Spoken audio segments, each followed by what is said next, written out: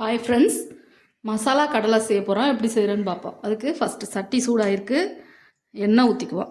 எண்ணெய் சூடாகிக்கிட்டு இருக்கட்டும், நம்ம ரெடி பண்ணிக்குவோம். எண்ணெய் சூடாகட்டும். கடலை மாவு 3 ஸ்பூன் சேர்த்துக்கிறேன்.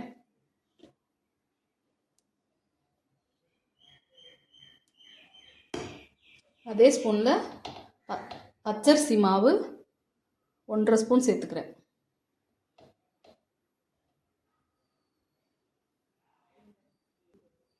காஷ்மீரி சில்லி 1 ஸ்பூன் சேர்த்துக்கிறேன். அதே ஸ்பூனில் உங்கள்கிட்ட காஷ்மீரி சில்லி இல்லைன்னா 1/2 ஸ்பூன் தனி மிளகாய்த்தூள் சேர்த்துக்கோங்க. இது கலராக இருக்கும், அதனால சேர்த்துக்கிறேன். உப்பு 1/2 ஸ்பூன் சேர்த்துக்கிறேன், பார்த்துக்கிட்டு சேர்த்துக்கலாம். 1/4 ஸ்பூன் பெருங்காயப்பொடி சேர்த்துக்கிறேன். 1/4 ஸ்பூன் இஞ்சி பூண்டு பேஸ்ட்டு சேர்த்துக்கிறேன். உங்களுக்கு இந்த ஃப்ளேவர் பிடிக்காதுன்னா இஞ்சி பூண்டு பேஸ்ட்டை ஸ்கிப் பண்ணிடுங்க. நல்லா பெசரி விட்டுக்கணும்.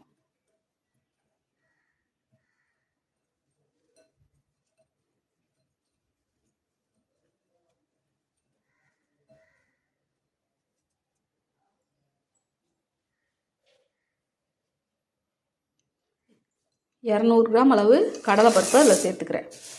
இதை நல்லா பெசரி விட்டுக்குவோம். வறுக்காத கடலைப்பருப்பு இதில் சேர்த்துக்குவோம். நல்லா பெசரிக்குவோம். ஃபஸ்ட்டு எண்ணெய் சூடாக்கிட்டுக்குள்ள அதுலேருந்து கொஞ்சமாக எடுத்து அதில் சேர்த்துக்குவோம். அதை நல்லா பெசரி விட்டுக்குவோம். தண்ணி கொஞ்சம் கொஞ்சமாக சேர்த்து பெசரி விட்டு, நிறைய சேர்த்துடக்கூடாது, கொஞ்சம் கொஞ்சமாக சேர்த்து பெசரி விட்டுக்கணும்.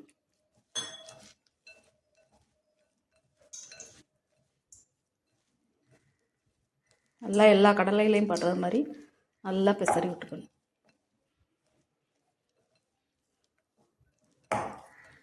இது ஈஸியாக டக்குன்னு செஞ்சிடலாம். குழந்தைங்களுக்கு ஸ்நாக்ஸாக செஞ்சு கொடுக்கலாம். மழை பெய்யும் போதெல்லாம் இந்த மாதிரி செஞ்சு வச்சுக்கிட்டா மழை பெய்யும்போது சாப்பிட்டா சூப்பராக இருக்கும்.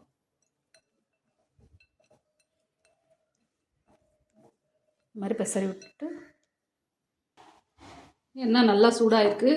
இதை எடுத்து இப்படி ஒன்று ஒன்றா உதுத்து விடணும்.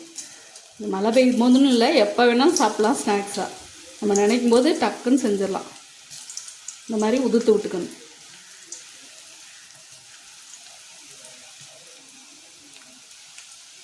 நல்லா எண்ணெய் சூடானதுக்கப்புறம் லோ ஃப்ளேமில் வச்சுக்கிட்டு இந்த மாதிரி வறுத்து எடுக்கணும். எடுத்துக்குவோம்.